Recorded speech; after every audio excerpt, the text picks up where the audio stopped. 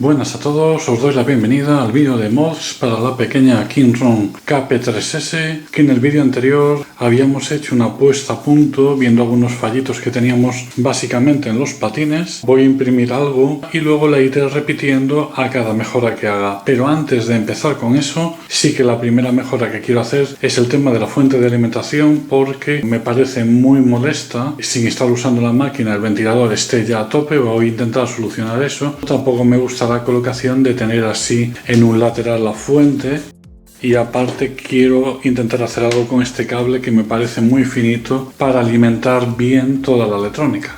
Bien, lo primero que vamos a ir haciendo es abrir la fuente y voy a quitar esta cubierta negra, por lo tanto tenemos que soltar estos dos tornillos y este del otro lado. Una vez que están sueltos, veis, puedo tirar despacito, pero hasta cierto punto, porque los cables que están sujetando este interruptor de encendido apagado pues no me permiten ir mucho más allá. Lo que pasa que ahora al dar la vuelta veis que ya lo podemos ver un poquito mejor. Una vez que suelto esto, lo que me interesa es poder llegar al ventilador, así que vamos a ver qué más tengo que soltar para poder desmontar la fuente. Bien, pues en principio solo encontramos por la parte trasera estos tres tornillos, así que voy a soltarlos. Y con esto ahora simplemente aquí haciendo un poquito de palanca, veis cómo se abre la fuente, muy fácil, ¿vale? Aquí vemos el interior y lo que nos interesa es el ventilador.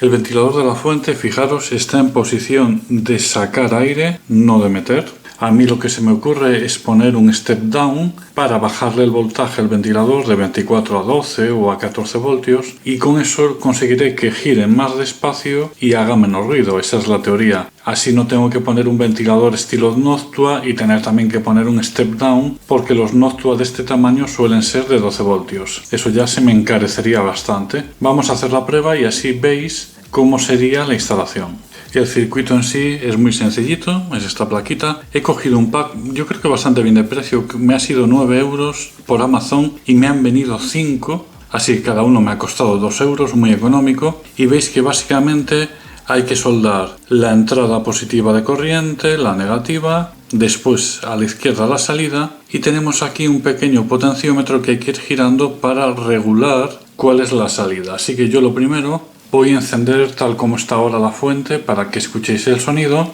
y después empezamos a hacer la instalación para que veáis la diferencia. ¿Dónde voy a poner esto? Bueno, en principio este ventilador está en esta zona, por lo tanto esta zona libre de aquí es la que menos me va a molestar, que coincide por aquí más o menos. Por lo que ahí voy a pegar el step down. Ahí tenemos corriente.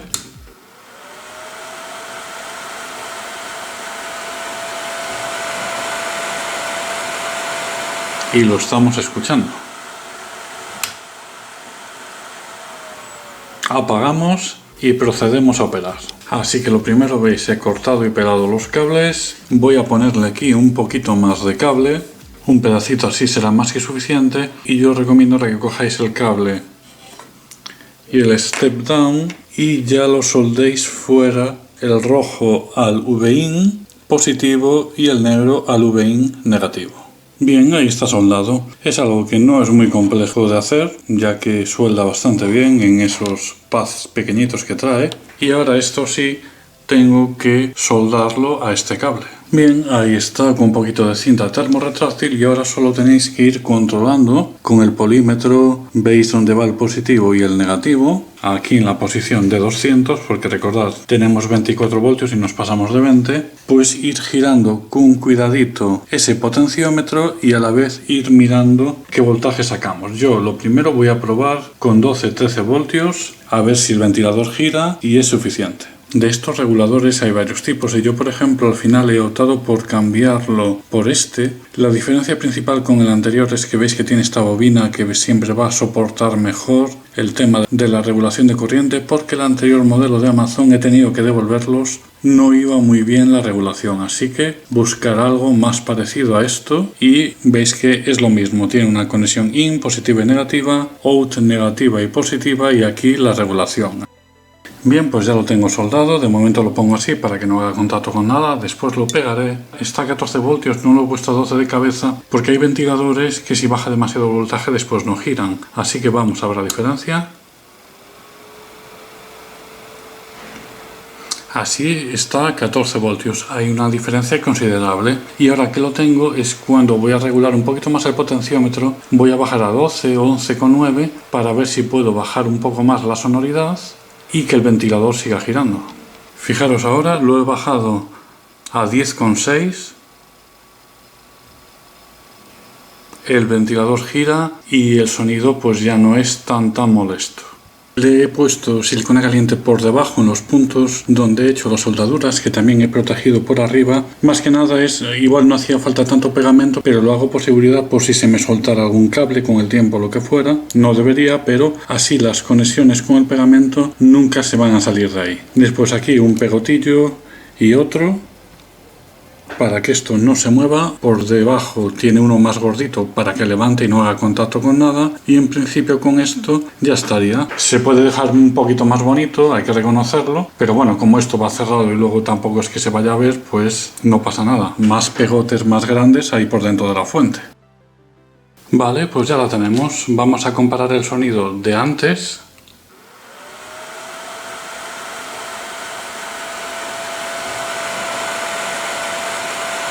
con el de ahora.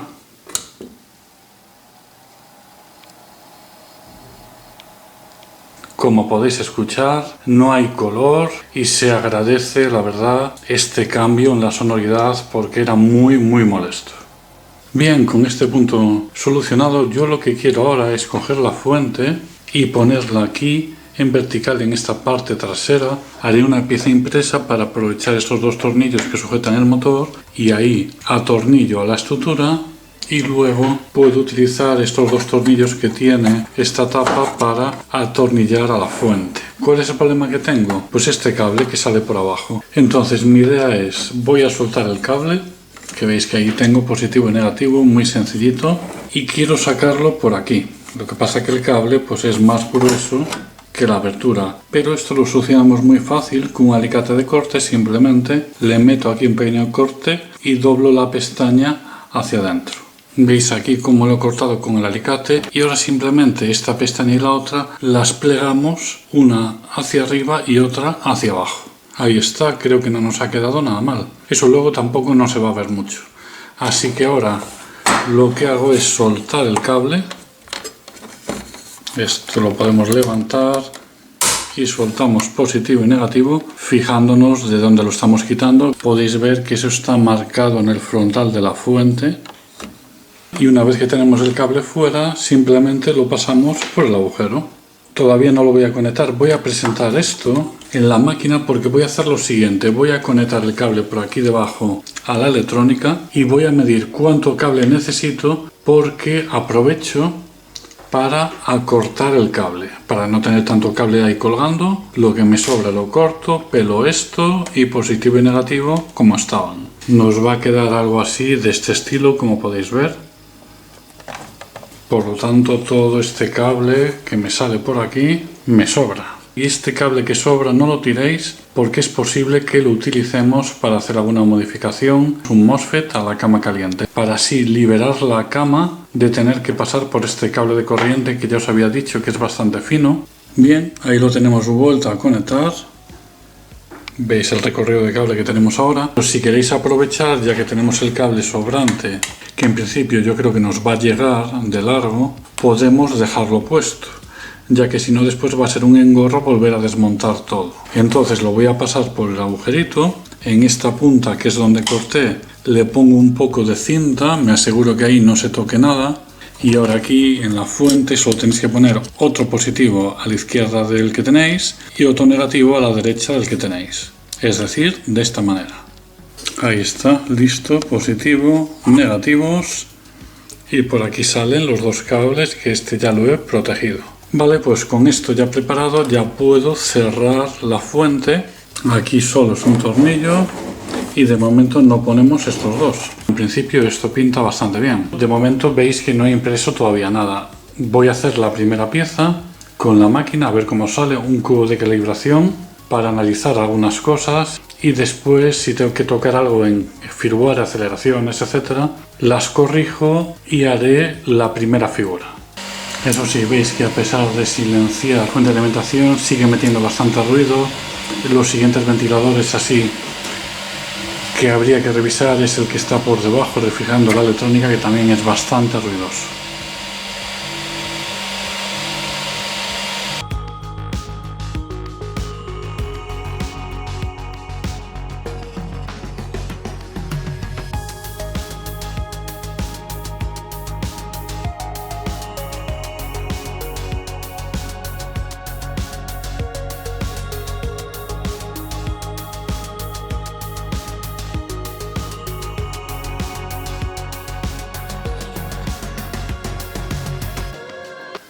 Bueno, pues la impresión ha terminado y tengo que decir que me ha sorprendido gratamente cómo ha quedado el cubo.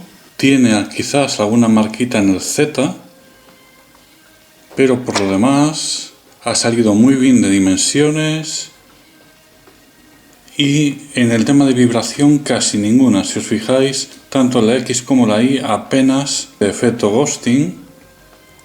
Bastante bien, bastante contento como ha quedado. Así que yo ahora voy a diseñar el objeto que voy a utilizar de test. Lo tengo aquí en Prusa Slicer, que tiene una base cuadrada para ver cómo quedan las esquinas cuando son muy rectas, que yo en el cubo de calibración que he sacado he visto que no estaban del todo bien. Después tiene letras que, más allá de marcar cuál es el X y cuál es el Y, me van a servir para ver el tema del ghosting. Después tengo en vertical una serie de torres para calibrar también el tema de la distancia de retracción. Después tengo una serie de agujeritos también para ver los círculos y por último en la parte de arriba veis que acaba más redondeado lo que está en aire para también ver el tema del ventilador de capa.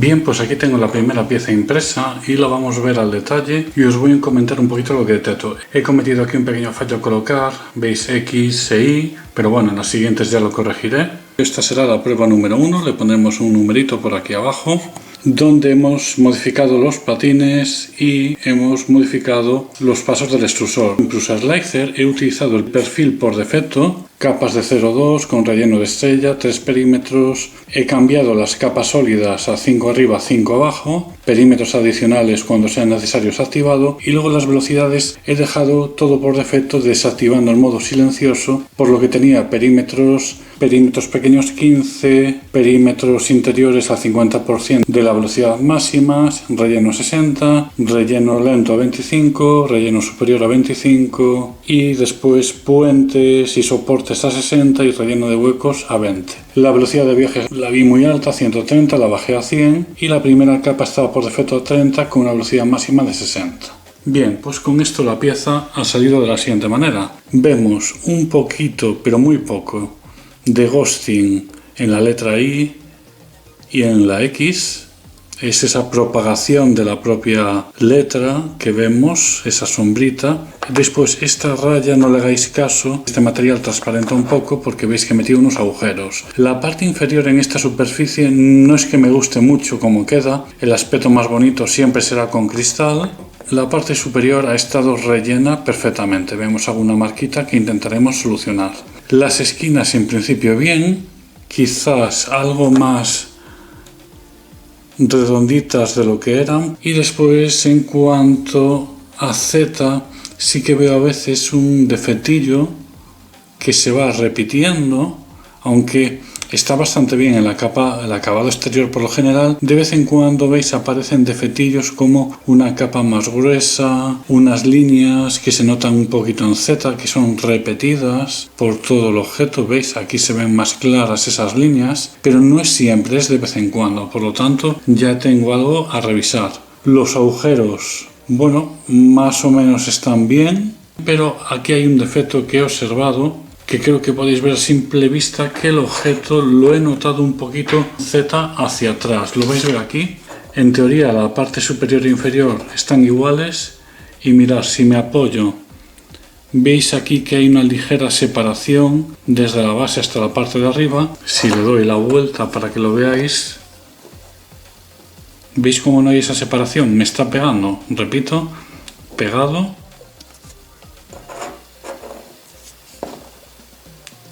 Y separación. Ya lo primero que voy a hacer para la siguiente prueba es poner los parámetros de Prusa Slicer de otra manera y vamos a revisar el Z a ver si me ha quedado inclinado hacia atrás.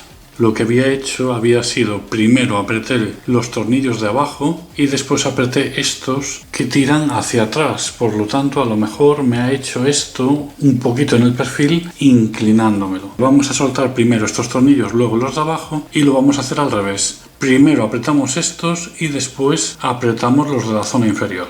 Y también he aprovechado para soltar estos de arriba para que así la pieza tenga algo de juego también para adelante y para atrás. Así que, como veis, con el Z flojo hacemos lo siguiente: aprieto hacia abajo donde tiene que estar y apretamos ahora, llevando esta pieza de plástico hacia adelante del perfil, primero los tornillos del frente, no los de arriba, porque estos tornillos de arriba, su agujero tiene holgura para dejar un poquito de juego y antes estaban atrás de todo. Entonces, al apretar ha deformado el perfil. Estos dos del frente apretados. Ahora giramos la máquina y apretamos bien los de abajo. Veréis que con esto ya no se mueve. Y ahora, para terminar, será cuando apretaréis los de arriba. Estos tornillos, tanto los de arriba como estos del frente, apretarlos con la llave de esta manera. No utilicéis la parte pequeña porque ahí haremos demasiada fuerza y los perfiles de slot tienden siempre a inclinarse un poquito cuando apretamos de más. La primera pieza, como era un primer test, la he sacado con el ordenador, pero a partir de ahora ya vamos a imprimir siempre el mismo fichero desde la máquina. Así que vamos a imprimir, aquí tenemos el test y así voy a apuntar luego cuánto tiempo le ha llevado y cuánto me decía Prusa Slicer que le debía de llevar. Vamos a por la siguiente impresión y a ver si hemos corregido esa pequeña desviación en Z.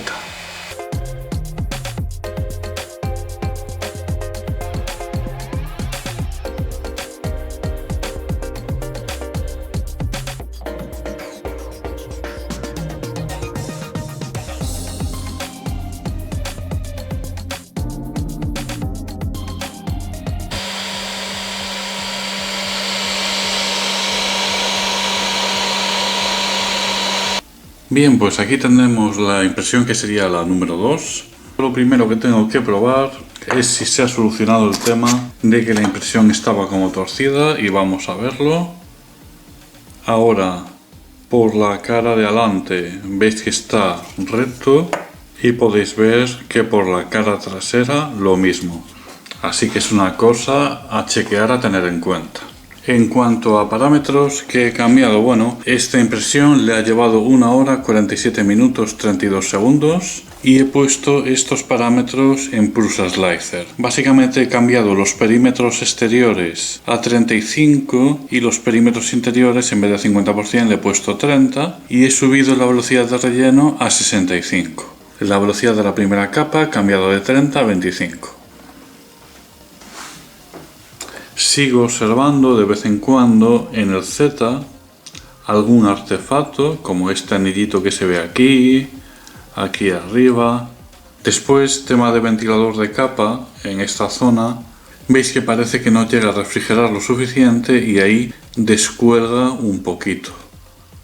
En cuanto a los agujeros de la parte inferior, por ejemplo, veis que es de 5 milímetros. y podemos ver que prácticamente los tenemos. Debe tener 4,9 y por ejemplo el agujero de la parte superior, que mide 12,5,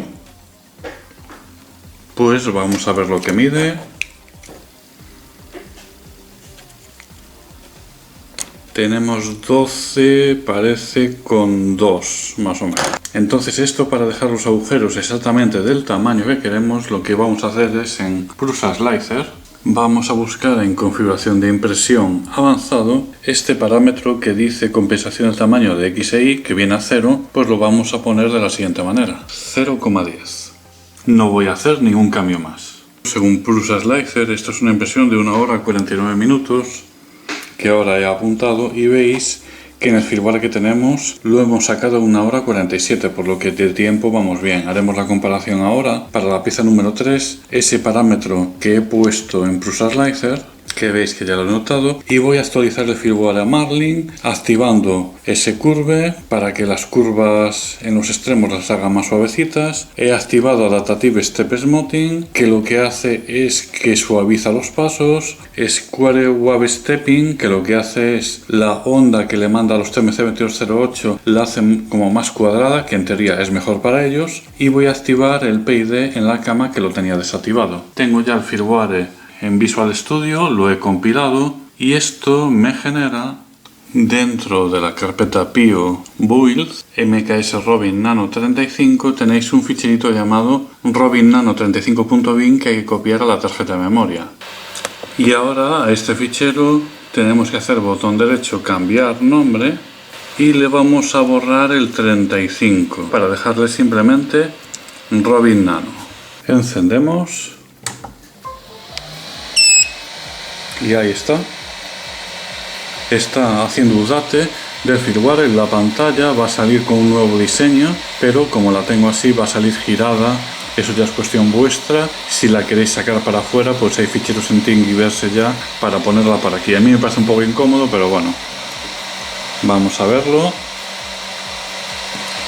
Fijaros hacia qué lado me la ha girado. Me dice si quiero iniciar la EEPROM. Le digo que sí.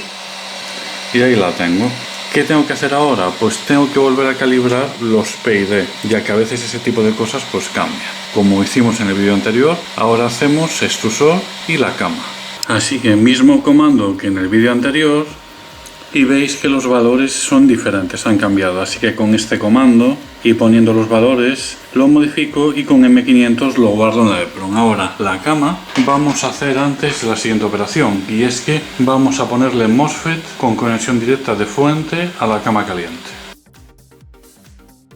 Por ejemplo, me he comprado este MOSFET. Suelo trabajar con MOSFET de este tipo, de la casa, creo que era MKS, que la verdad va bastante bien, y la instalación va a ser muy fácil. Lo primero, vamos a ver dónde lo colocamos, y lo voy a dejar ya pegado también con silicona caliente.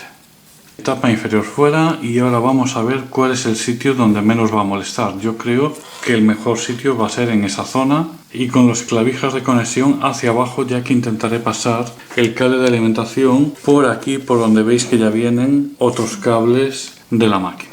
Veis que lo primero, he puesto silicona y he dejado que solidifique en los pines que salían por la parte de abajo para proteger, y ahora es donde voy a poner en el centro un pegotito que quede un poquito más alto para pegar el MOSFET.